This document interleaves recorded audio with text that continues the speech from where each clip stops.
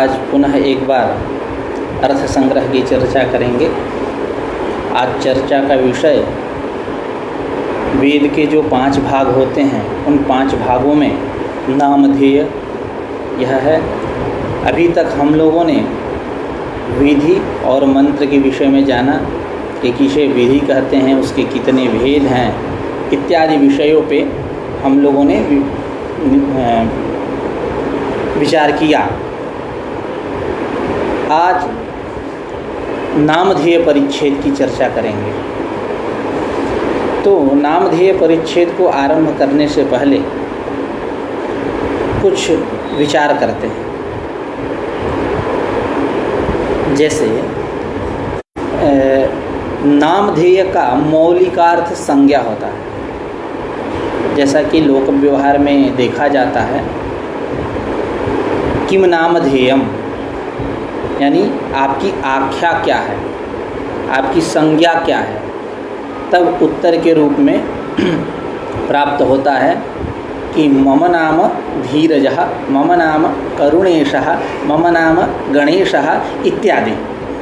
ऐसा तो ये मतलब इससे यह निकला कि नामधेय यानी एक संज्ञा, आख्या। तो अब यहाँ पे मीमांसा दर्शन में यह नामधेय तदर्थवाचक न होकर के एक पारिभाषिक शब्द है, जो याग का नाम, ऐसा वैसा नाम नहीं, याग का वाचक है यहाँ नामधेय। याग का, जैसे उद्भिद नामक याग हो गया, तो याग का वाचक है।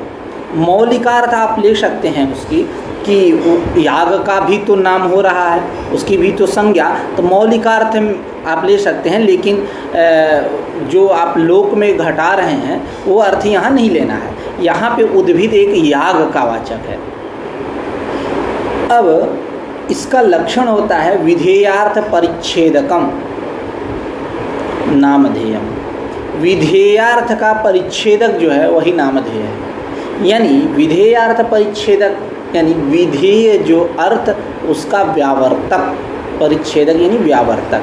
जैसे उद्भिदा यजेत पशु कामा, पशु की कामना है तो आप उद्भिद नामक याग करिए।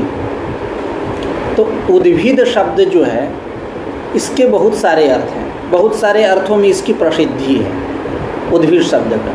उद्भिद का अर्थ होता है खनित्र, जैसा कि मैंने शुरू में एक दिन किसी दिन चर्चा किया था। उद्भिद यानी खनित्र, जब विशिष्ट विधि का निरूपण हो रहा था तब।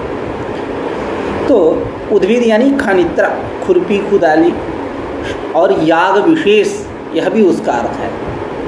लेकिन व्युत्पत्ति यदि करेंगे तो उद्भिद का अर्थ आएगा वही खनित्र। उद्भिद्यते भूमिम विदार्यते अनेन,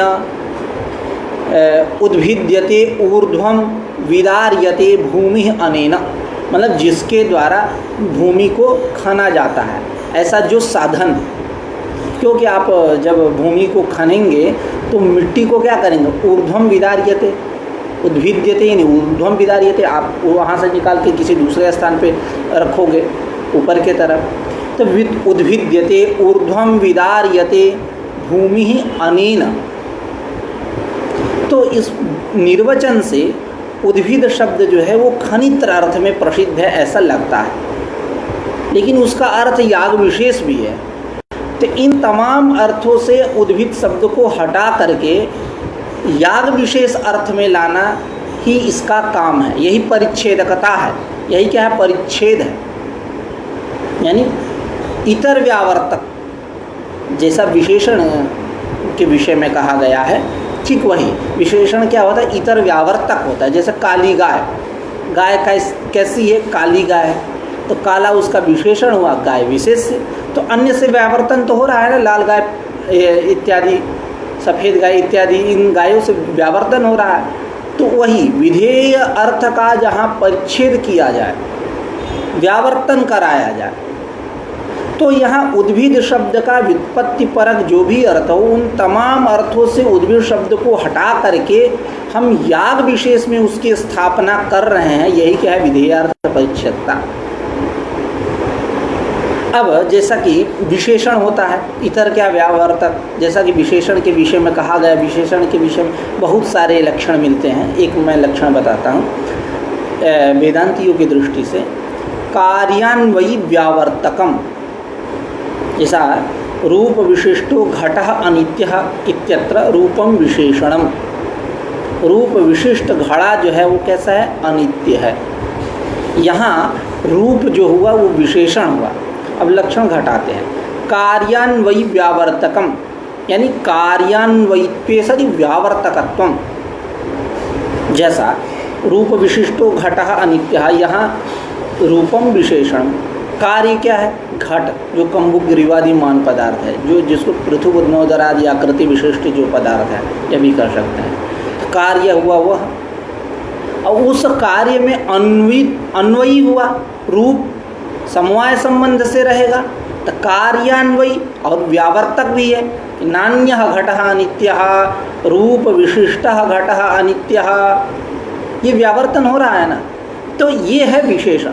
उपाधि भी ऐसी ही रहती है, लेकिन यत्किंचित वहाँ कुछ भेद रहता है। उपाधि मतलब इसी यूँ कह ले, यही संप्रदाय है, यही संप्रदाय है, लेकिन थोड़ा सा उसमें अंतर है। जैसे उसको भी चर्चा कर लेते हैं, क्या रहता है अंतर। यूँ कह ले, यह कार्यान्वयी है विशेषण, वो कार्य अनन्वयी रहता है। उसका लक्षण है कार्यानन्वयी व्यावर्तको वर्तमानश्च, यानी कार्य में जो अन्वयी न हो, जो अन्वित न हो, और व्यावर्तक हो, अन्वित न होते हुए भी वो क्या हो? व्यावर्तक हो और वर्तमान हो, उसको बोलते हैं कार्यानन्वयी व्यावर्तको वर्तमानश्च। जैसा उदाहरण से स्पष्ट करते हैं, कर्णसस्कुल्यवच्छिन्नं नभः श्रोत्रम इत्यत्र कर्णसस्कुल्योपाधि। यह नभः श्रोत्रम, नभ जो है, नभ यानी आकाश, यह श्रोत्र है। नभः प्रथमांत है, एक वचन, श्रोत्रम, नभः श्रोत्रम, मतलब नभ जो है वही आकाश है, श्रोत्र है। नभ यानी आकाश जो है वही श्रोत्र है। तो अब यहाँ घटाते हैं, कार्य क्या हुआ? नभ, नभ श्रोत्र कार्य, उसमें अनन्वयी है। कौन? कर्णसस्कुली। कर्णसस्कुली ये, यह कर्णसस्कुली उसमें अनन्वयी है। क्यों? यदि अन्वयी रहता तो सर्वत्रापि उपलभ्येत, सर्वत्र नभ में कान ही कान दिखाई देते तो कान से कान हो जाता। तो सर्वत्रापि उपलभ्येत, तो सर्वत्र इसकी उपलब्धि हो नहीं होती, इसलिए यह क्या हुआ? अनन्वयी हुआ, अन्वयी नहीं हुआ। तो कार्य हुआ श्रोत्र, उसमें नभ हुआ अनन्वयी। तो कार्यानन्वयी वर्तमान व्यावर्तको वर्तमान, और व्यावर्तक भी है। किसका व्यावर्तन करा रहा है? नान्यत नभः श्रोत्रम केवलम कर्णसस्कुल्यवच्छिन्नं नभः एव श्रोत्रम। अन्य नभ श्रोत्र नहीं है, केवल कर्णसस्कुल्यवच्छिन्न जो नभ है, केवल इतना। ये कर्णसस्कुली है, गुजिया जैसी है, केवल कर्णसस्कुल्यवच्छिन्नं नभ एव श्रोत्रम। अन्य क्या व्यावर्तन कर रहा है? अब वर्तमान भी है कर्णसस्कुली, वहाँ शब्देन उसका उच्चारण भी हो रहा है। तो ये उपाधि है। तो यूँ उपाधि को बताने का यह मतलब रहा कि विशेषण और उपाधि एक ही संप्रदाय के हैं, लेकिन कुछ अंतर तो रहेगा। अंतर यही है कि वो नाथ संप्रदाय के हैं और वो वैष्णव संप्रदाय के हैं। मतलब महात्मा है, महात्मत्वेन सब समान है, लेकिन संप्रदाय मतलब ऐसा विशेष कर ले तो अलग अलग थोड़ा सा हो जाए। बस विशेषण जो है वो कार्यान्वयी रहता है, और वो उपाधि जो है कार्यानन्वयी, ऐसा अन्वयी अनन्वयी करके भेद कर लीजिए। तो हम लोग प्रकृत स्थल में आते हैं। तो उद्भिद शब्द को तमाम अर्थों से हटा करके याग विशेष अर्थ में ले जाकर के स्थापित कर देना, याग विशेष में ले जाकर के उसको स्थापित कर देना, यही क्या है? व्यावर्तन है, परिच्छेद है इसका। विधेयार्थ परिच्छेदकतया अर्थवत्वम, जैसा कि अभी कह रहे हैं कि नामधेयानंच विधेयार्थ परिच्छेदकतया अर्थवत्वम, विधेयार्थ परिच्छेदकतया अर्थवत्वम। यह जो रीति है यह आपदेव की रीति है। अभी तक जैसा कि हम लोगों ने चर्चा किया, जैसा उत्पत्ति विधि, कर्म स्वरूप मात्र बोधको विधि, उत्पत्ति विधि, विनियोग विधि, अंग प्रधान संबंध बोधको विधि, विनियोग विधि, उसके बाद प्रयोग विधि, प्रयोग प्राशुभाव बोधको विधि, प्रयोग विधि, कर्मजन्य फल स्वाम्य बोधको विधि, अधिकार विधि, प्रयोग समवेतार्थ स्मारका मंत्रा इत्यादि सब लक्षण करते जाए। यहाँ तो कोई लक्षण किए नहीं, कह दिए नामधेयानंच विधेयार्थ परिच्छेदकतया अर्थवत्वम। डायरेक्ट अब अर्थवत्व की बात कर रहे हैं, जैसा कि मंत्र में कहे, जो शुरू में मंत्र में तो कहे कि प्रयोग समवेतार्थ स्मारका मंत्र, उसके बाद तेषां तादृशार्थ स्मारकत्वेनैव अर्थवत्वम। वहाँ उन्होंने कहा तेषां मंत्राणां तादृशार्थ स्मारकत्वेनैव, प्रयोग समवेतार्थ स्मारकत्वेनैव अर्थवत्वम। तो पहले लक्षण किए, उसके बाद यह बात क्या है, लेकिन यहाँ तो लक्षण कर नहीं रहे, डायरेक्ट कह दिए नामधेयानंच विधेयार्थ परिच्छेदकतया अर्थवत्वम, ऐसा। तो ये आपदेव की रीति है, इस पे कोई केवल आप यहाँ से लक्षण निकाल लीजिए, विधेयार्थ परिच्छेदकम नामधेयम, ऐसा लक्षण बना दिया। और नामधेयानाम, यहाँ जो बहुवचन है यह क्या है, अविवक्षित है, विवक्षित नहीं है, बहुवचन। नामधेयस्य कहिए या नामधेयोः कहिए, जो कहना है कहते रहिए। तो नामधेयानांच विधेयार्थ परिच्छेदकतया अर्थवत्वम, विधेयार्थ परिच्छेदकतया नामधेयानाम अर्थवत्वम, विधेय जो अर्थ उसका परिच्छेदक होने से नामधेयानाम अर्थवत्वम सिद्धम, नामधेय में अर्थवत्व है। तथा ही, अब इसी को स्पष्ट कर रहे हैं, तथा ही उद्भिदा यजेत पशु कामः, पशु की कामना है तो आप उद्भिद नामक याग करो। अब यहाँ उद्भिद शब्द है याग नामधेयम, उद्भिद शब्द हुआ याग नामधेय, एक याग का नाम है। अभी तो इसके तो अर्थ हुए कई अर्थ हुए, खनित्र हुआ, खुरपी कुदाली इत्यादि, याग विशेष भी हुआ, तमाम अर्थों से हटा करके उसमें ले जाना, यही इसका परिच्छेद है, मतलब व्यावर्तन कर रहा है। तो उद्भिदा यजेत पशु काम इत्यत्र, उद्भिद शब्द है याग नामधेयम, उद्भिद शब्द जो है याग नामधेय है, याग नामधेय यानी कर्म नामधेयम, कर्म नामधेय है। तेन च विधेयार्थ परिच्छेदः क्रियते, तेन नामधेयेन, इस नामधेय के द्वारा क्या किया जा रहा है, तो विधेयार्थ परिच्छेद, विधेय अर्थ का परिच्छेद, जैसा कि शुरू में कहा गया। तो विधेयार्थ परिच्छेद तेन नामधेयेन क्रियते। अब इसको थोड़ा सा और स्पष्ट करते हैं, जैसे उद्भिदा यजेत पशु काम, यह विधेय क्या है, विधेयार्थ परिच्छेद यानी क्रिया परिच्छेद भी आप कर सकते हो, इसका अर्थ विधेयार्थ परिच्छेद क्रियते यानी क्रिया परिच्छेद क्रियते। विधेय जैसे उद्भिदा यजेत पशु कामा, यजेत पद सुनने के बाद क्या अर्थ आया, याग करे, याग की भावना करें, यह अर्थ आया। तो कौन सा याग, इसका उल्लेख नहीं है। यदि उद्भिदा हटा दे, पशु कामा इसको हटा दे, तो यजेत पद को सुनने के बाद कोई विशेष याग की प्रतीति नहीं होती है, केवल याग सामान्य की प्रतीति होती है। तो वहाँ फल को देख करके, पशु रूप फल को देख करके हम याग विशेष समझते हैं। भैया पशु रूप फल की प्राप्ति करानी है तो याग विशेष चाहिए, साध्य विशेष है तो साधन भी तो विशेष होना चाहिए। तो उसी प्रकार यहाँ यही क्या है, विधेय क्या हुआ, क्रिया, याग कर्म, जो विधेयार्थ यानी क्रिया परिच्छेद क्रियते, यानी उस याग सामान्य से ले जाकर याग विशेष में ले जाकर बैठा देना उसको, यही क्या है विधेयार्थ परिच्छेद। तो तेन च तेन नामधेयेन विधेयार्थ परिच्छेद क्रियते, इस नामधेय के द्वारा, इस नामधेय से विधेयार्थ परिच्छेद क्रिया परिच्छेद क्रियते। तथा ही अनेन वाक्येन अप्राप्तत्वात् फलोद्देशेन यागः विधीयते।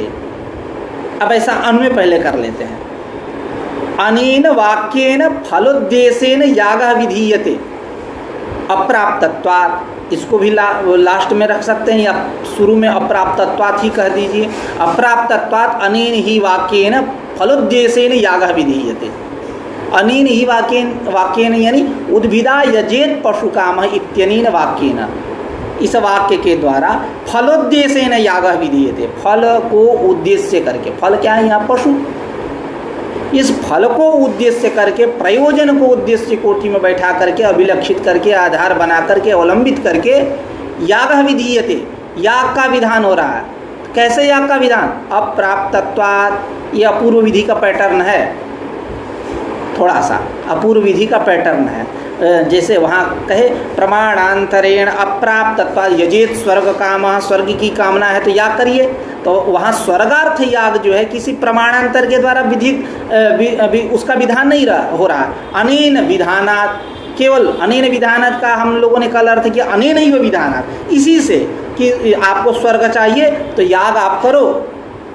इसका अन्य वाक्यों से अर्थ नहीं आ रहा है, विधान नहीं है, वो अप्राप्ति है। प्रत्यक्षादि प्रमाणों के द्वारा इत्यादि अन्य प्रमाणों का ये द्वारा येन केनचिद अन्येन वा प्रमाणेन इत्यादि प्राप्त नहीं है। प्रमाणांतरेण प्राप्त से प्राप्त विधि यानी पूर्व विधि, जैसा विधि अत्यंतम प्राप्त इत्यादि हम लोगों ने कल चर्चा किया मंत्र के निरूपण में।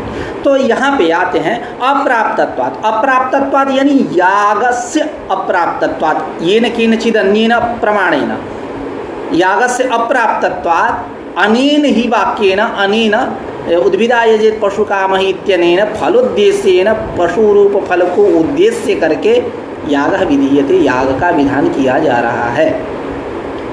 कह रहे हैं कि याग सामान्यस्य अविधेयत्वात्, याग सामान्य का यहाँ विधान नहीं हो रहा, याग विशेष है एवं विधीयते, याग विशेष का विधान हो रहा। याग सामान्य आप इसको मत समझिए कि याग सामान्य का विधान कर दिए, याग सामान्य का विधान नहीं हो रहा, अभी तो याग विशेष। कैसे याग विशेष? तो अब उसको स्पष्ट कर रहे हैं उसी को। याग सामान्य से अविधेयत्वात् याग विशेष है एवं विधीयते, तत्र कोसौ याग, क्योंकि पशु रूप चाहिए आपको, पशु काम है, आप पशु काम कश्चन पुरुष, पशु की कामना कर रहा है, तो पशु रूप साध्य विशिष्ट है, उसको देख करके हम साधन में भी वैशिष्ट की कल्पना करेंगे ना। याग विशेष ऐसे वैसे याग से तो होने वाला नहीं है, कोई विशेष याग करना होगा तब आपको पशु रूप फल की प्राप्ति होगी। तो तत्र कोसौ, तो उसी को करें याग सामान्य से विधेयत्वात् याग विशेषः एवं विधीयते, तत्र कोसौ याग विशेषः। वो याग विशेष है क्या? इति अपेक्षायाम, यदि आपको ऐसी अपेक्षा होने पर उद्भिद रूप यागः इति विज्ञायते, उद्भिद रूप वो याग यही विशेष याग है, इति विज्ञायते। उसी का अर्थ कर रहे हैं उद्भिदा यागेन पशुम भावयेत। अब समानाधिकरणीय अन्वय कर लीजिए, नामधेय अन्वय। उद्भिदा, उद्भिद शब्द दांत है परिषद के समान। अब उसका तृतीय एक वचन में क्या बना? उद्भिदा, उधर क्या है? यागेन। उद्भिदा यागेन पशु भावयेत, यानी पशुम भावयेत, यानी उद्भिद नामकेन यागेन, उद्भिद नामक याग से पशु की भावना करे। जो उद्भिद है वही याग है, जो याग है वही उद्भिद है। उद्भिदा यागेन पशुम भावयेत इत्यत्र समानाधिकरण्येन नामधेय अन्वयात्, समानाधिकरण्येन नामधेय का अन्वय हो। समानाधिकरण का अर्थ एक विभक्ति का मतलब समान विभक्ति होना, यही अर्थ नहीं होता है। एकार्थवाचित्वम अपि समानाधिकरण्यमत्र विवक्षितम। एकार्थवाची क्या है? एकार्थ उद्भिद जिसको कह रहा है वही याग कह रहा है, याग जिसको कह रहा है वही उद्भिद उसी को कह रहा है, तो ये एकार्थवाची है। तो नामधेय अन्वयात्, नामधेयत्वं च निमित्त चतुष्टयात् मत्वर्थलक्षणाभयात् वाक्यभेद भयात् तत्प्रख्यशास्त्रात् तद्व्यपदेशात्। यह जो नामधेय है चार निमित्तों की अपेक्षा करता है। वह चार निमित्त कौन है? मत्वर्थ लक्षणाभय, वाक्य भेद भय, भय दो, यह जो भय है दो के साथ जुड़ा हुआ है भय शब्द। एक मत्वर्थ लक्षणा भय और एक वाक्य भेद भय, और बाकी दो के साथ नहीं है भय शब्द। तत्प्रख्यशास्त्र और तद्व्यपदेशात्, यानी यह नामधेय जो है चार निमित्त की अपेक्षा किया। अब यानी मत्वर्थ कोई शब्द वो याग नामधेय हो जाता है, कहीं वाक्य भेद न करना पड़े उसके डर से, कहीं तत्प्रख्य शास्त्र के बल से, कहीं तद्व्यपदेश से क्या होता है आती है याग नामधेय हम मानते हैं, कर्म नामधेय। अब हम इसमें प्रथमोपस्थित मत्वर्थ लक्षणा भयात् याग नामधेयत्वम, इसकी चर्चा करेंगे।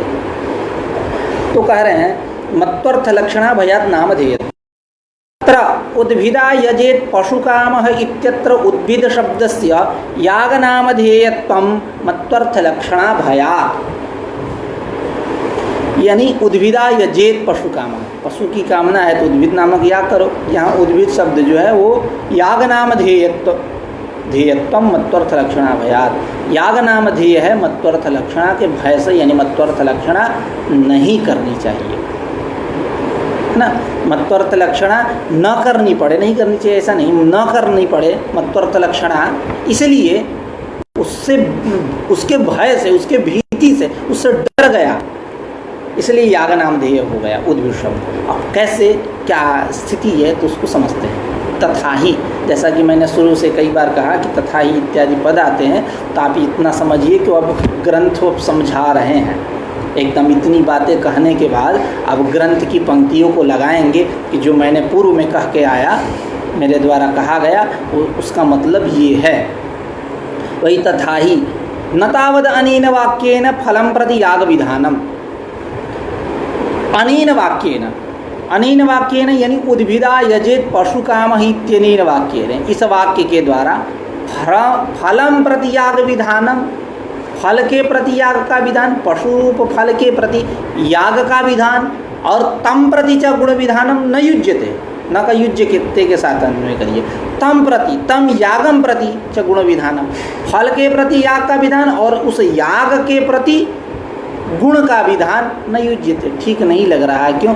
वाक्य भेदापत्ते है, वाक्य भेद हो जाएगा, वाक्य भेद हो जाएगा, उसी से आप फल के प्रति याग का विधान यानी याग का विधान, और उस याग के प्रति फल का विधान यानी फल का विधान, यह याग फल दोनों करने लगोगे, फल याग करने लगोगे एक ही वाक्य से, क्या हो जाएगा? वाक्य भेद हो जाएगा। दो दो विधेय मान लिए, एक ही वाक्य से दो दो विधेय हो जाएंगे, तो इस प्रकार क्या होगा? वाक्य भेद हो जाएगा। तो इसलिए उस फल के प्रति याग का विधान और उस याग के प्रति फल का विधान न युज्यते, गुण का विधान न युज्यते, ठीक नहीं है।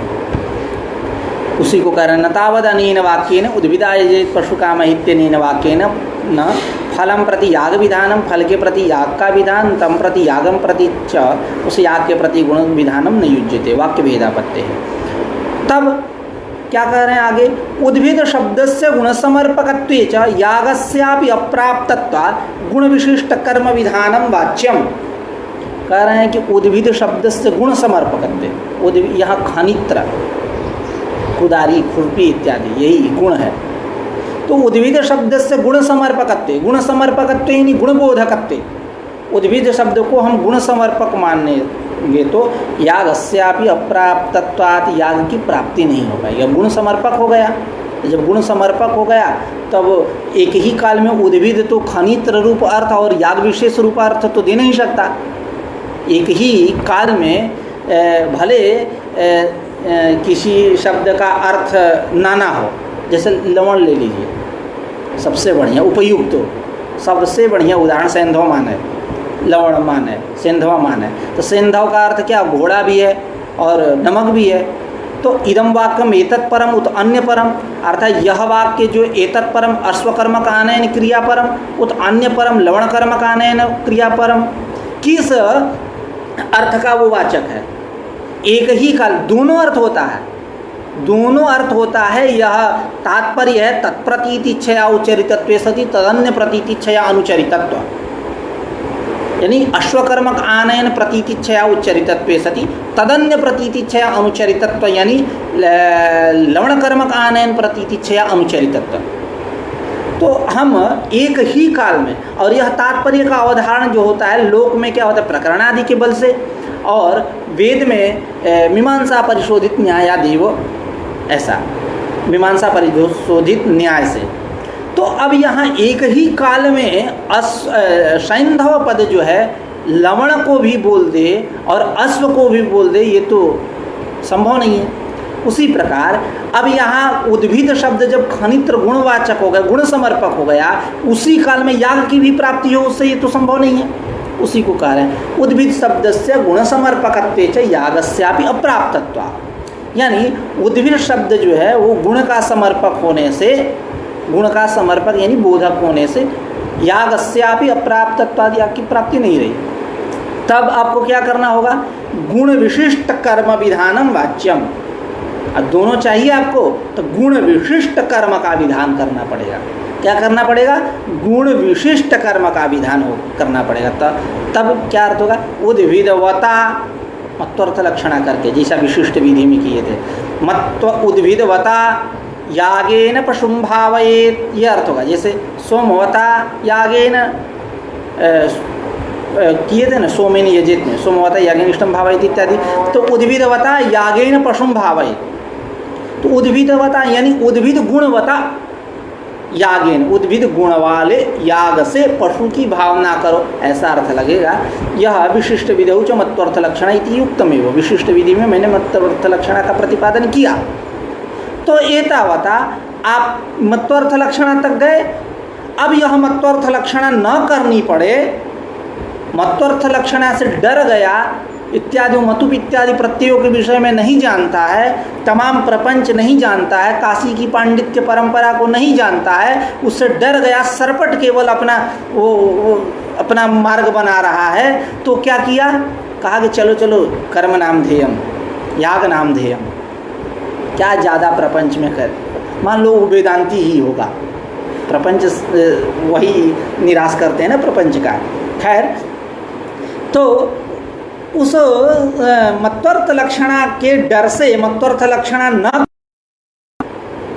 लक्षणा के डर से वो क्या किया? याग नाम ध्येयम, उद्भिद को याग नाम ध्येयम, उसी को कह रहे हैं कि उद्भिदायजेत पशु कामः इत्यत्र उद्भिद शब्द से याग नाम ध्येयत्व मत्वर्थ लक्षण अभयात्। एक बार आप पंक्ति पढ़ देते हैं। पंक्ति का अर्थ क्या है? पंक्ति का अर्थ तो हम लोग समझ ही लिए, अब केवल पंक्ति का वाचन कर देते, क्योंकि काफ़ी देर से पंक्ति का वाचन नहीं हुआ। तत्र उद्भिदायजेत पशु कामः इत्यत्र उद्भिद शब्दस्य याग नाम ध्येयत्वं मत्वर्थ लक्षणाभयात्, तथा ही न तावदनेन वाक्येन फलं प्रति याग विधानं तं प्रति च गुण विधानं युज्यते।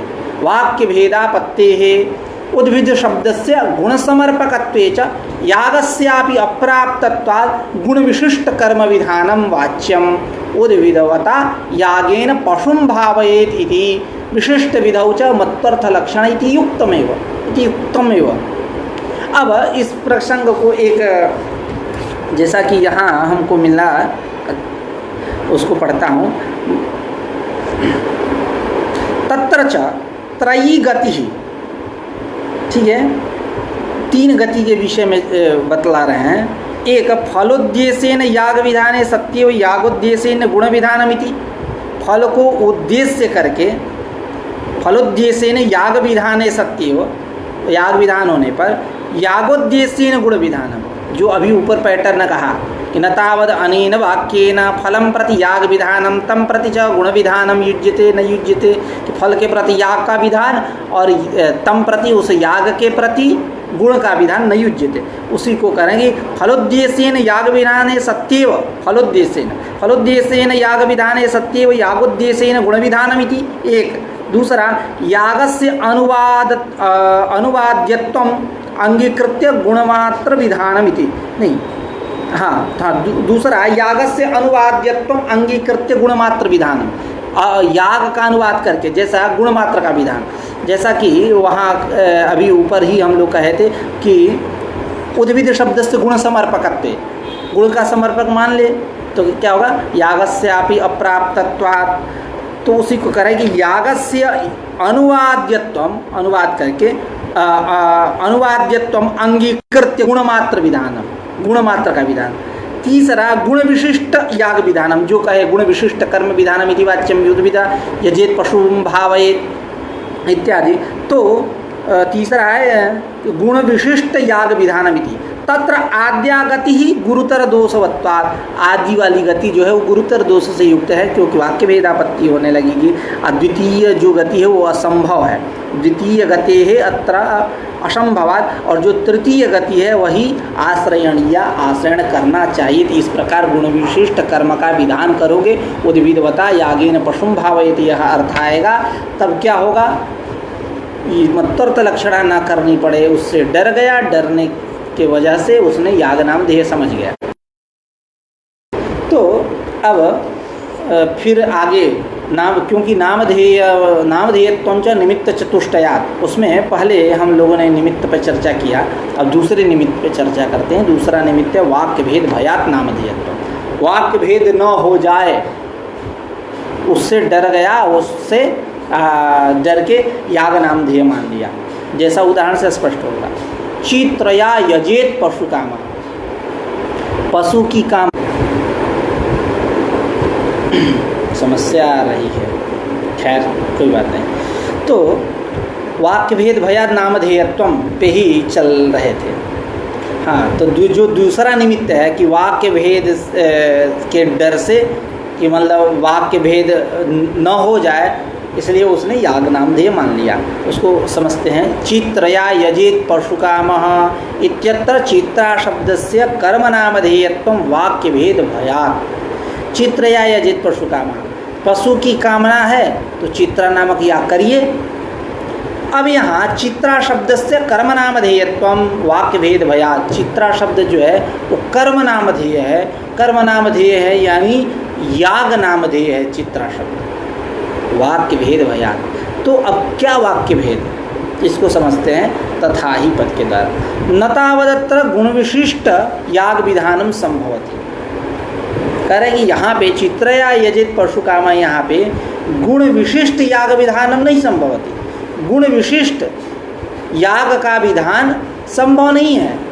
क्यों कि दधि मधु पयो घृतम धाना उदकम टंडुलम तत्संसृष्टम प्रजापत्यम इत्यादि, मतलब ये दधि मधु पय घृत धाना धान उदक टंडुल तत्संसृष्ट जो है वो प्रजापत्यम यानी प्रजापति देवता की याग का विधान करे, प्रजापत्यम यानी प्रजापति देवता की याग का विधान करे। अब इत्यनेन, इससे ही गुण से विहितत्वा, गुण की प्राप्ति हो गई। तो जब गुण की प्राप्ति हो गई तो हम इसको गुण विशिष्ट कर्म विधान वाचक क्यों माने?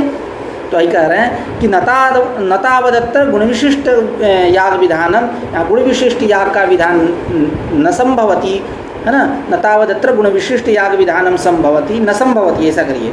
क्यों?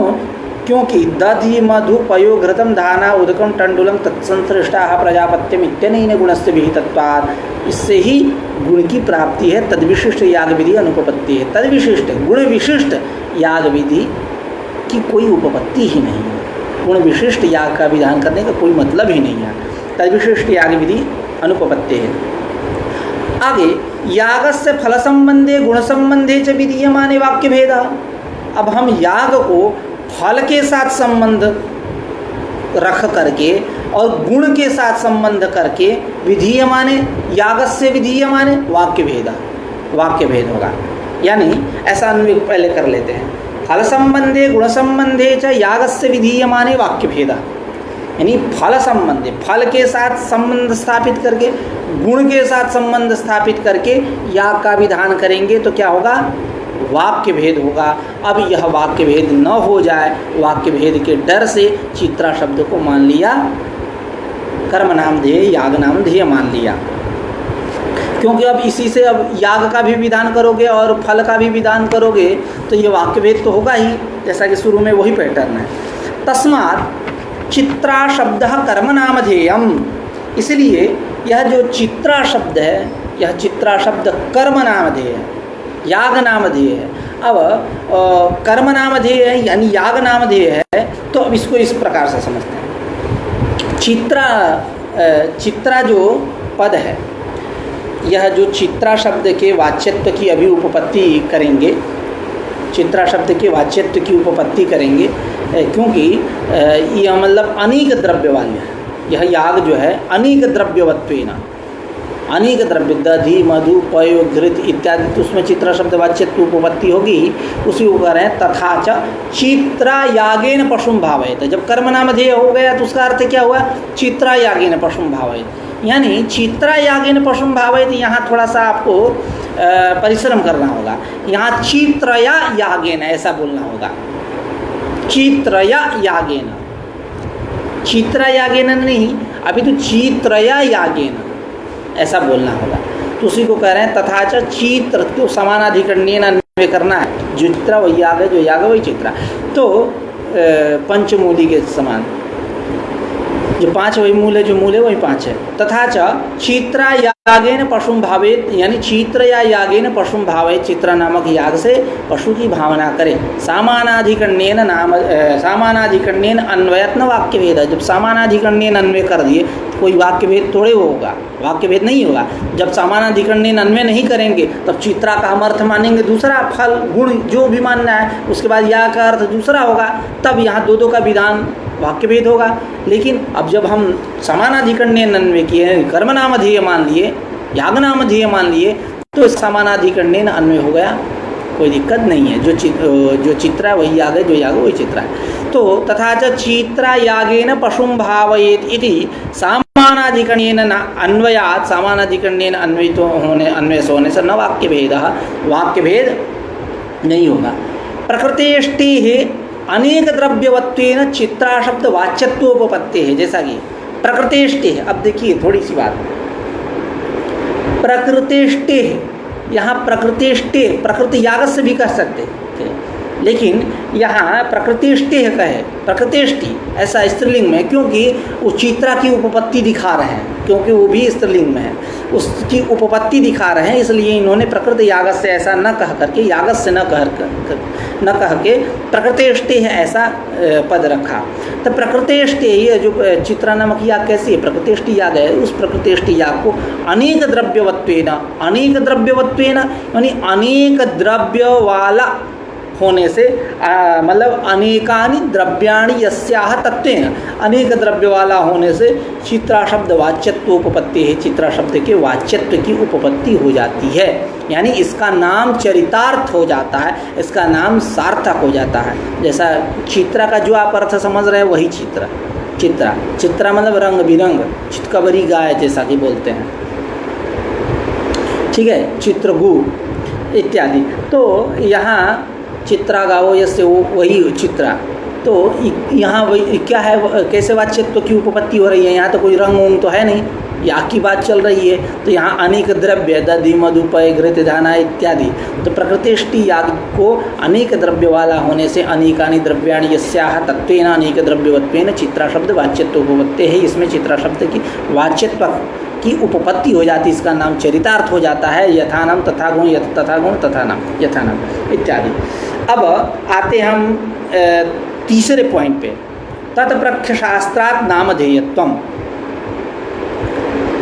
हाँ, समय है, पर्याप्त है, चर्चा करते हैं। जैसे अग्निहोत्रम जुहोति, तत्प्रख्य शास्त्र, पहले अर्थ कर लेते हैं, तत्प्रख्य शास्त्र का अर्थ क्या है, यहाँ कोई भय हुई इत्यादि पद नहीं है। तत्प्रख्य शास्त्रात् नामधेयत्वम, तस्य, तत् मतलब तस्य प्रख्यापकस्य यानी प्रापकस्य शास्त्रस्य विद्यमानत्वात् तत्प्रख्य शास्त्रात्। जैसा कि कई लोग इसमें व्याकरण के पंडित होंगे, अनुदित सवर्ण से चा प्रत्यय एक सूत्र है, उसकी वृत्ति पे हम लोग चर्चा करेंगे, कुछ सूत्र उस पे शास्त्रार्थ पे नहीं चर्चा करेंगे कि प्रत्यय का किसके साथ संबंध है इत्यादि, नहीं विषयों पे हम चर्चा करेंगे, है ना। तो केवल प्रतीयते विधीयते इति प्रत्यय, प्रतीयते का अर्थ क्या करते हैं वहाँ, प्रतीयते बराबर विधीयते इति प्रत्यय, तब जा करके न प्रत्यय तब जाके अर्थ आएगा कि अविधीयमान, प्रतीयते का आपको वाक्यार्थ बोध हुआ, शक्यार्थ बोध हुआ, विधीयते यानी विधान, प्रतीयते मतलब विधान, प्रतीयते विधीयते इति प्रत्यय मतलब विधान, न प्रत्यय है मतलब अविधान, तभी तो जा करके अर्थ करते हैं कि अविधीयमान जो अण उदित इनकी ये सवर्ण के बोधक होते हैं। तो यह ठीक वही पैटर्न है जैसा कि हम लोगों ने शुरू में उद्भिद शब्द का अर्थ निरूपण किया, तो उद्भिद्यते ऊर्ध्वम विदीर्यते ऐसा अर्थ किए, वही पैटर्न है कि तत्प्रख्य शास्त्र का अर्थ है तस्य यानी गुणस्य प्रख्यापकस्य यानी प्रापकस्य शास्त्रस्य विद्यमानत्वा, ऐसा। अब उदाहरण देते हैं, अग्निहोत्रम जुहोति, अग्निहोत्र नामक याग करता है, तो यहाँ अग्निहोत्रम जुहोति इति अग्निहोत्र शब्द से कर्मनामधेयत्वं तत्प्रख्य शास्त्रात्। यह अग्निहोत्र शब्द जो है वह कर्म नामधेय है, याग का नामधेय है तत्प्रख्य शास्त्र से। अब इसको समझते हैं दूसरे प्रकार से। यहाँ किसी पूर्व पक्षी ने पूर्व पक्ष किया, इसको गुण विधि ही मान लिया जाए, तो इसको आप ननु अयम गुण विधि रेव कुतो नेति कस्माद् हेतु हो ना, इसको गुण विधि क्यों नहीं मान ले रहे हो इति चेत न। यदि आप ऐसा कहोगे तो नहीं कह सकते। यहाँ दो समास करते हैं, अग्निहोत्रम अग्नौहोत्रम इति अग्निहोत्रम एक समास, दूसरा समास अग्नय्यहोत्रम इति अग्निहोत्रम। एक पहला अग्नौहोत्रम, दूसरा अग्नय्यहोत्रम। तो जो पहला समास है अग्नौहोत्रम, यानी यहाँ होमाधार के रूप में, होम के आधार के रूप में अग्नि रूप गुण का विधान। अग्नय्यहोत्रम इति अग्निहोत्रम, यह जब हम चतुर्थी समास करेंगे तो अग्नि देवता के लिए हो, अग्नि देवता के लिए होम, अर्थात चतुर्थी समास पक्ष में अग्नि देवता रूप गुण का विधान, ऐसा अर्थ आएगा। यानी सप्तमी समास में अग्नि रूप गुण अर्थ आया और चतुर्थी में अग्नि देवता रूप गुण, गुण दोनों जगह है। तो अग्नय यदि अग्नौहोत्रम अस्मिनिति सप्तमी समासमाश्रित्य, सप्तमी समास को आश्रयण करके होमाधारत्वेन अग्निरूपः गुणः विधीयते, अग्निरूप गुण का विधान करोगे तब यदा हवनीय जुहोति, इस वाक्य से ही उस गुण की प्राप्ति है, वही गुण का ज्ञान करा दिया, जिसको गुण विधि नहीं मान सकते। अग्नय्यहोत्रम इति अग्निहोत्रम में यहाँ अग्नि देवता रूप गुण का विधान इस पक्ष में मानोगे तो नहीं कह सकते। क्यों कि शास्त्रांतरेण प्राप्तत्वा, शास्त्रांतर क्या है तो कह रहे हैं यदग्नये च प्रजापतये च सायं जुहोति। कुछ लोग यहाँ कहते हैं अग्निर्ज्योति ज्योति स्वाहा इत्यादि, तो यह शास्त्रांतर से प्राप्त है, इसको गुण विधि नहीं कह सकते। तस्य गुणस्य यानी एकत्र अग्निरूप गुणस्य, एकत्र अग्निदेवता रूप गुणस्य, प्रख्यापकस्य प्रापकस्य शास्त्रस्य, यानी शास्त्रस्य कौन है, एक जगह है यदा हवनीय जुहोति, दूसरे जगह यदग्नये च प्रजापतये च, कुछ लोगों का वहाँ मत है अग्निर्ज्योति ज्योति स्वाहा इत्यादि। तो शास्त्रस्य विद्यमानत्वात् यह जो है कर्म नामधेय है, कर्म नामधेय यानी अग्निहोत्र शब्द याग नामधेय, याग का वाचक है। अब पूरी पंक्ति को समझ देते हैं, वाच देते हैं। अग्निहोत्रम जुहोति इत्यत्र अग्निहोत्र शब्दस्य कर्म नामधेयत्वं तत्प्रख्य शास्त्रात्, तत्प्रख्य शास्त्र का अर्थ क्या है, तस्य गुणस्य प्रख्यापकस्य प्रापकस्य शास्त्रस्य विद्यमानत्वात् अग्निहोत्र शब्दः कर्म नामधेयम इति यावत् ननु अयम गुण विधि रेव कुतो नेति, इसको गुण विधि क्यों नहीं मान रहे हो इति चेत न। यदि अग्नौहोत्रम अस्मिनिति सप्तमी समासमाश्रित्य होमाधारत्वेन अग्निरूपः गुणः विधेयः तदा यदा हवनीये जुहोति इत्यनेनैव अग्नेः प्राप्तत्वात्, इसी से तद्विधान अनर्थक्यम, तब विधान वो गुण का विधान अनर्थक हो जाएगा। अग्नय्यहोत्रमिति चतुर्थी समासमाश्रित्य अग्निदेवता रूप गुण अनेन विधीयते, अग्निदेवता रूप गुण का विधान करोगे तो भी ठीक नहीं है। इति चेत न, क्योंकि तद्देवतायाः शास्त्रांतरेण प्राप्तत्वात्, अग्निदेवता रूप गुण का शास्त्रांतर के द्वारा प्राप्ति है। किम तत्शास्त्रांतरम, वो शास्त्रांतर क्या है इति चेत, यदि तुम ऐसा कह रहे हो तो सुनो, यदग्नये च प्रजापतये च सायं जुहोति इति केचित् अपरे तु अग्निर्ज्योतिः ज्योतिः स्वाहा इति मंत्रवर्णः एव अग्निरूप देवता प्रापकः, अग्निदेव रूप देवता प्रापक है, तो शास्त्रांतर से विद्यमानत्वात् यह अग्निहोत्र शब्द जो है कर्म नामधेय है। अब थोड़ी सी चर्चा करते हैं। अब यहाँ पूर्व पक्ष करते हैं कि यह जो दूसरा पक्ष था चतुर्थी समास वाला अग्नय्यहोत्रम इति अग्निहोत्रम, वहाँ दो शास्त्रांतर दिए थे। केचित कुछ लोग कह रहे हैं यदग्नये च प्रजापतये च सायं जुहोति, यह कुछ लोग अग्निर्ज्योतिर्ज्योति स्वाहा इत्यादि कह रहे हैं, दो। अब कह रहे हैं उसमें पहले शास्त्रांतर को पकड़िए, यदग्नये च प्रजापतये च, अब यहाँ बात चलेगी इसलिए आप उसको पकड़ना पड़ेगा। ननु अग्नेः मांत्रवर्णिकत्वे प्रजापति देवतया बाधा स्यात्, कह रहे कि अग्नि जो है वो मांत्रवर्णिक है, मांत्रवर्णिक है, मंत्र में इसका वर्णन मिल रहा है। यदग्नये च प्रजापतये च सायं जुहोति, मांत्रवर्णिक होने के कारण प्रजापति देवतया बाधा, प्रजापति देवता से इसका क्या हो जाएगा, बाध हो जाएगा। क्यों बाध होगा, क्योंकि मंत्रवर्णस्य चतुर्थीतः दुर्बलत्वात्, क्योंकि मंत्रवर्ण जो है, मांत्रवर्णिक जो है वो चतुर्थी से दुर्बल होते हैं, चतुर्थी है प्रजापतये उससे दुर्बल है। तो इस प्रकार अग्नेः मांत्रवर्णिकत्वे सति, मांत्रवर्णिक होने से प्रजापति देवतया बाधा, प्रजापति देवता के द्वारा बाध होगा, क्योंकि मंत्रवर्ण से चतुर्थीतः दुर्बलत्वात्, मंत्रवर्ण जो है, मांत्रवर्णिक जो है वो चतुर्थी से दुर्बल होता है, तब उसका बाध होगा। तो जैसा कि चतुर्थी से दुर्बल है मंत्रवर्णिक, इसके विषय में कहा गया है, यथाहु तद्धितेन चतुर्थ्या वा मंत्रवर्णेन वा पुनः देवतायाः विधिस्तत्र दुर्लभम तु परंपरा, यानी जहाँ तद्धितेन, तद्धित के द्वारा, चतुर्थ्या वा चतुर्थी के द्वारा, मंत्रवर्णेन वा अथवा मंत्रवर्ण के द्वारा देवतायाः विधि, देवता का विधान कर रहे हो, तत्र दुर्बलम तु परंपरम, परंपरम दुर्बलम, पर क्या होगा, दुर्बल होगा।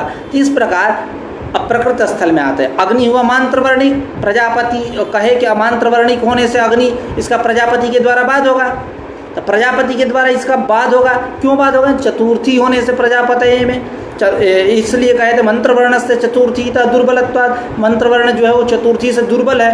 यहाँ श्लोक से भी वही ज्ञात हो रहा है कि तद्धितेन चतुर्थ्या वा मंत्रवर्णेन वा पुनः देवतायाः विधिस्तत्र दुर्लभम तु परंपरम, एतावता यह निकला कि चतुर्थी से दुर्बल होगा मांत्रवर्णिक। तो अब प्रजापति के द्वारा मांत्रवर्णिक अग्नि का बाध होगा, यह बात स्पष्ट हुई। तो इति चेत न, यदि आप ऐसा कहो तो नहीं कह सकते कि बाध हो जाएगा।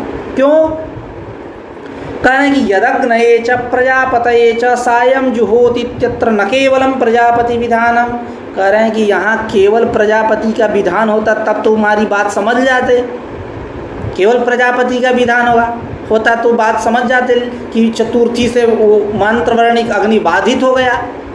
लेकिन यहाँ केवल प्रजापति का विधान नहीं हो रहा है, किंतु मंत्रवर्ण प्राप्तम अग्निमनुद्य, मंत्रवर्ण प्राप्त जो अग्नि, अग्नि ज्योति ज्योति स्वाहा इत्यादि यह जो मंत्रवर्ण, वहाँ भी अग्नि है, उससे क्या हुआ, अग्नि का ज्ञान हुआ।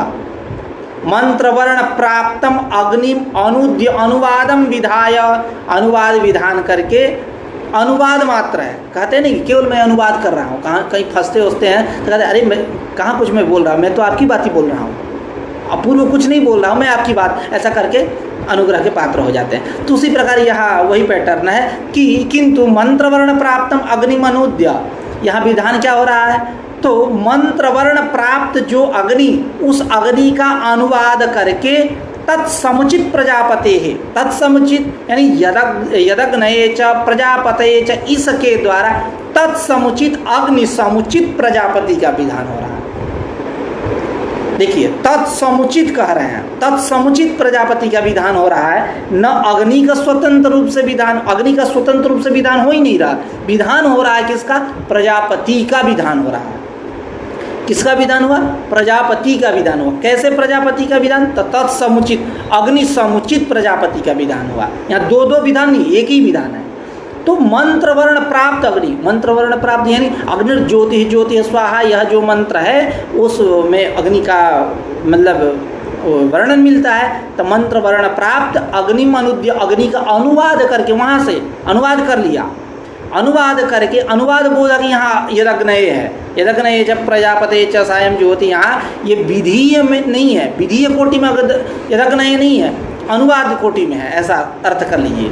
तो उसी को कह रहे हैं कि यदग्नयेत इति चेत न, यदि आप ऐसा कह रहे हो कि अग्नि देवता का मंत्रवर्णिक होने से प्रजापति से बाध होगा, तो नहीं कह सकते, क्योंकि यदग्नये च प्रजापते च सायं जुहोति इत्यत्र न केवलम प्रजापति विधानम, किंतु मंत्र वर्ण प्राप्तम अग्निमनुद्य, मंत्र वर्ण प्राप्त अग्नि का अनुवाद करके, अग्निर्ज्योति के द्वारा प्राप्त अग्नि जो है उसका यहाँ अनुवाद करके तत्समुचित प्रजापति, तत्समुचित प्रजापति का विधान हो रहा है। इसलिए आप जो कह रहे थे कि मंत्र वर्णिक अग्नि का चतुर्थी से हम बाध कर देंगे, तो आप नहीं कर सकते। इति चेतना एवं च न बाधः, वही इस प्रकार बाध नहीं हुआ। केवल प्रजापति विधानाभावात्, कह रहे हैं कि केवल प्रजापति का यहाँ विधान नहीं हो रहा है, यहाँ केवल प्रजापति है, केवल प्रजापति विधानाभावात्। केवल प्रजापति का विधान रहता तो मैं मान लेता कि यहाँ बाध हो जाएगा, चतुर्थी से मंत्रवर्णिक अग्नि का बाध होगा। लेकिन केवल प्रजापति विधानाभावात्, केवल प्रजापति का विधान नहीं है, अभी तो किसका विधान है? तत्समुचित अर्थात अग्नि समुचित प्रजापति का विधान है। ठीक है, अब आगे कह रहे नचात्र केवल प्रजापति विधान नचात्र समुचित उभय विधानमेव कथन्नेति इति वाच्यम न वाच्यम। कह रहे हैं कि अत्र समुचित उभय विधानमेव कथन न, कह रहे हैं समुचित जो कर रहे हो अग्नि समुचित प्रजापति और बच रहे हो कि एक ही का विधान हो रहा है, दो का विधान नहीं हो रहा है, तो कह रहे हैं कि ऐसा क्यों नहीं दो का विधान मान रहे हो? मानो तत्समुचित कहने को मतलब ये कि मैं बहुत रईस हूँ और फिर बाद में अपना दलिद्रता वाली काम दिखाने, हाथी के दांत खाने के कुछ और, दिखाने के कुछ और। अरे तत्समुचित अग्नि का प्रजापति का विधान कर रहे हो, तब दो का विधान कर दो, क्या दिक्कत है? नहीं, तो उसी को कह रहा है अत्र नचात्र समुचित उभय विधानमेव कथम न वाच्यम न वाच्यम। कह रहा है कि अत्र मतलब वही अग्निहोत्रम जो होती यहाँ नहीं, यदग्नये च प्रजापतये च, यहाँ अत्र समुचित उभय विधानमेव कथन न, समुचित उभय का भी विधान क्यों नहीं कर रहे हो? इति वाच्यम न वाच्यम, ऐसा नहीं कह सकते। कथन न वाच्यम, ऐसा नहीं कह सकते। क्यों? कि समुचित उभय विधानापेक्षया अन्यतः प्राप्तम अग्निमनुद्य तत्समुचित प्रजापति मात्र विधाने लाघवा। करेंगे लाघव है, क्या लाघव है? कि समुचित उभय विधान के अपेक्षा दो का हम विधान करें, समुचित उभय विधान के अपेक्षा अन्यतः प्राप्तम अग्निमनुद्य, अन्य से प्राप्त। कौन अन्य? अग्निर्ज्योति स्वाहा इत्यादि अमंत्र से प्राप्त जो अग्नि, उस अग्नि का अनुवादम विधाय, अनुवाद करके तत्समुचित अग्नि समुचित प्रजापति मात्र के विधान करने में लाघव है। लाघव क्या है? थोड़ी सी चर्चा करते हैं। तो लाघव ये है कि एक ही मंत्र से यदग्नये च प्रजापतये च सायं ज्योति, इसी से अग्नि और प्रजापति का विधान कर दें, एक ही से विधान करें तो गौरव होगा। एक ही मंत्र पे दो विधान का बोझ पड़ जाएगा, पहली बात। दूसरी बात कि इसी से दोनों का विधान करना है तो अग्निर्ज्योति ज्योति, ये तो निरर्थक हो जाएगा। उसकी क्या आवश्यकता? क्या करने आया है? अग्निर्ज्योति है, क्या होगा? निरर्थक हो जाएगा। तो लघुता किस में है? कि उसकी भी सार्थकता हो जाए और तत्समुचित विधान भी हो जाए। तो अब उस अग्निर्ज्योति इस मंत्र के द्वारा अन्यतः प्राप्त यानी तेन तस्मात् प्राप्तम अग्निम अनुद्य, अग्नि का अनुवाद करके तत्समुचित यदग्नये च प्रजापतये च, इसके द्वारा तत्समुचित अग्नि समुचित प्रजापति मात्र विधान, प्रजापति मात्र का विधान हो रहा है, इसी में लघुता है। एवं प्रयाजादिस्वपि एवं प्रयाजेषु समिदादि देवतानां समिधा समिधो अग्न आज्यस्य व्ययन्तु इत्यादि मंत्रवर्णेभ्यः प्राप्तत्वात् समिधो यजति इत्यादिषु समिदादि शब्दाः तत्प्रख्यशास्त्रात् कर्म नामधेयम्। कह रहे हैं कि प्रयाजेषु समिदादि देवतानां, समिद देवता, समिति क्या है? देवता। प्रयाजेषु, प्रयाजों में समिदादि देवता नाम, देवता होगा। समिधः समिधो अग्न आज्यस्य व्ययन्तु इत्यादि मंत्रवर्णेभ्यः प्राप्तत्वात्, मंत्रवर्ण से प्राप्त होने से, जैसे वहाँ अग्निर्ज्योति से वहाँ प्राप्त हुआ अग्नि, यदग्नये च प्रजापतये च सायं ज्योति के द्वारा तत्समुचित प्रजापति का विधान, ठीक वही पैटर्न है। एवं ठीक इसी प्रकार जिस प्रकार आपने अग्निहोत्रम जुहोति इत्यादि स्थल में माना, वही पैटर्न यहाँ भी आप समझो। एवं जैसे अग्निहोत्र जो है वो गुण का वाचक नहीं है, अपितु वो क्या है? कर्म नामधेय है। ठीक उसी प्रकार प्रयाजेषु प्रयाजों में समिदादि देवतानां समिदादि देवताओं का समिधा समिधो अग्न आज्यस्य व्ययन्तु इत्यादि मंत्रवर्णेभ्य प्राप्तत्वात् मंत्रवर्ण से प्राप्त होने से समिधो यजति इत्यादि समिदादि शब्द समिधो यजति, यहाँ जो समिदादि शब्द है यह शब्द क्या हुआ? तत्प्रख्य शास्त्र कर्म नामधेयम, तत्प्रख्य शास्त्र से कर्म नामधेय। जैसे अग्नयहोत्रम अग्नहोत्रम या अग्नयहोत्रम जो भी आप पक्ष माने, तो अग्नि की प्राप्ति दिखाए ना किसी शास्त्र से, शास्त्रांतरेण प्राप्तत्वात्। क्या शास्त्रांतर था? एक जगह था यदा हवनीय जो होती सप्तमी पक्ष में अग्नहोत्रम जब कह रहे थे, और जब अग्नयहोत्रम कह रहे थे उस स्थिति में दो शास्त्रांतर दिए थे। एक थी जब अग्नयहोत्रम जब चतुर्थी मान रहे थे, दो शास्त्रांतर दिए थे। दो शास्त्रांतर कौन है? तो एक है यदग्नये च प्रजापतये च स्वयं जो होती है, दूसरा अग्निर्ज्योति ज्योति स्वाहा। तो इससे क्या हुआ? गुण की प्राप्ति रही। तो अन्य शास्त्रांतरेण प्राप्तत्वात् यहाँ जो अग्निहोत्र शब्द कैसा हुआ? याग नामधेय, गुण कर्म नामधेय। ठीक वही पैटर्न है। एवं उसी प्रकार प्रयाजेषु प्रयाजों में समिदादि देवतानां समिदादि देवताओं का समिधा समिधो अग्न आज्यस्य व्ययन्तु इत्यादि मंत्र वर्ण से प्राप्ति होने पर समिधो यजति इत्यादि में समिदादि शब्द जो है तत्प्रख्य शास्त्र से कर्म नामधेय है, याग नामधेय है। वहाँ देवता है, समिध गुण की प्राप्ति है, देवता गुण। तो वही कर प्रयाजों में समिदादि देवताओं का समिधा समिधो अग्न आज्यस्य व्ययन्तु इत्यादि मंत्रवर्णों से प्राप्त होने पर समिधो यजति इत्यादि में समिदादि शब्द जो है तत्प्रख्य शास्त्र से कर्म नामधेय हैं।